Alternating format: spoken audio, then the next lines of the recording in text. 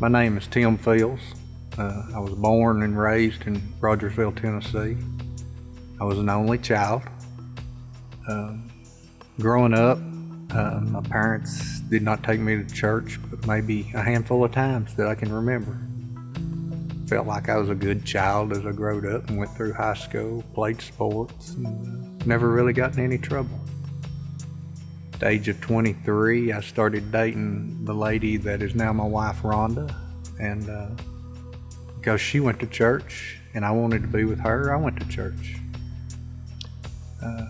A year later, we were married and started our life together.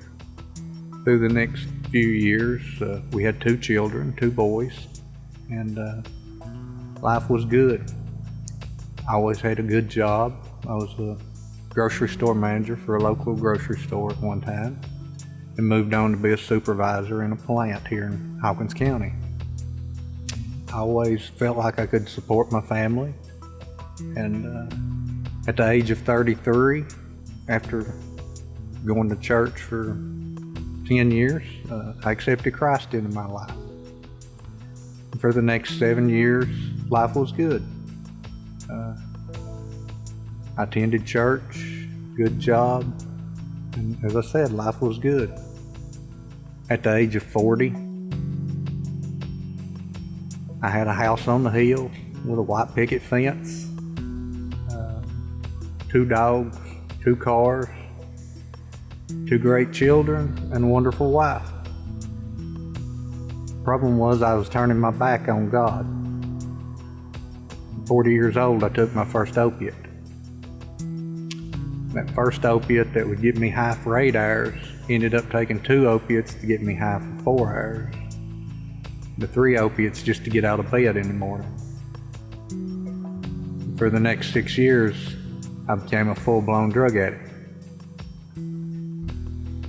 It controlled my life.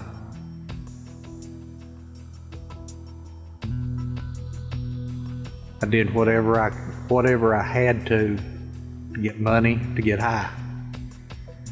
I would steal money from my wife.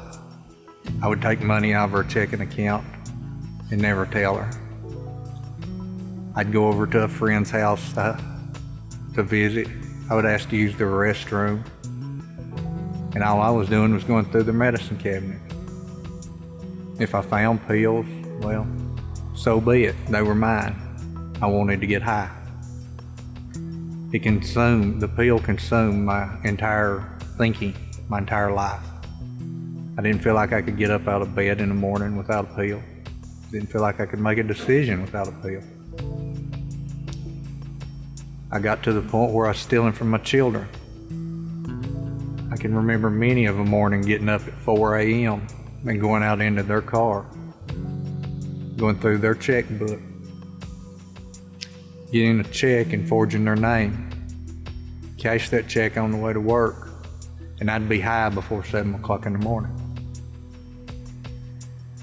I didn't care what it took. As I said, it just consumed my mind, my life. I can remember sitting in my living room at night and my son sitting beside me on the couch crying because he had bounced checks and he couldn't figure out why. I knew why, but it didn't faze me. I've never had anything that controlled my life like that. August 24th of 2011. I woke up that morning from very little sleep from detoxing all night.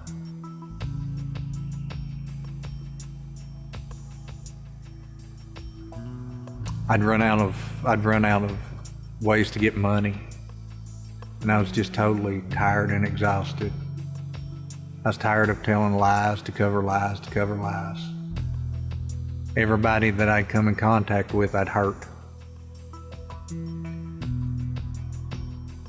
That morning when I woke up, my intentions were to blow my brains out. I was done. I couldn't deal with it no more. I'd planned this for 2 months. I was just waiting till I built up the courage. 2 days earlier, I had checked, and I knew where my gun was. That morning when I went to get my gun, it wasn't there. My wife says to this day that she didn't get it, and my boys say they didn't get it. I know that God had something to do with my gun not being there that morning. I don't know if I could have went through with it, but that was my intentions. But at this point, I was just totally out of options, or what I thought was options, when all I had to do was turn to the real option, which was God. And I hit my knees and I started praying. I don't know how long I prayed. I have no idea. But I know when I got up, I had a peace that I had not felt in 16 years. I called my wife. She got me checked into a faith-based rehab 2 days later. And from that point on, God has blessed me more than I could ever deserve to in my life. The second weekend I was in rehab, we were at Bristol Racetrack. We had to clean up the trash after the Bristol night race. 10 years earlier, I was a store manager and I was getting to sit in the skyboxes. That night as we was cleaning up trash, and you're covered from head to toe in it after 150,000 people had been there. I can remember looking up at the skybox and just thinking to myself, God, what happened? And it wasn't in an audible voice, but it was just like he said, you turned your back on me. Since then, as I said, God has just done miraculous things in my life. I've had the opportunity to give my testimony in front of 5,000 people at a prayer rally in Rogersville. Me and my wife had renewed our wedding vows on our 25th wedding anniversary. I always say that I'm the luckiest man in the world, because I got to fall in love with the same woman twice in one lifetime. The first time since I was 13 years old, my mother and father come to church with me and my family every Sunday. We had prayed about that a lot through the years, and it took this for them to start going to church with me, but I can never thank God enough for that. I've got to go on 2 missions trips to Belize in the past couple of years. This past year, God gave me the opportunity to help lead a 20-year-old young man to Christ, and that was the first time I've ever got to do that.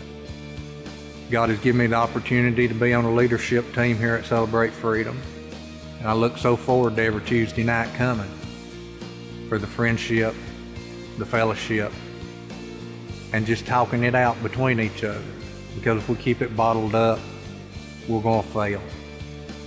Now, don't get me wrong, I still struggle, and I still have temptations, but I know with the Lord and with good godly people around me that I can defeat Satan.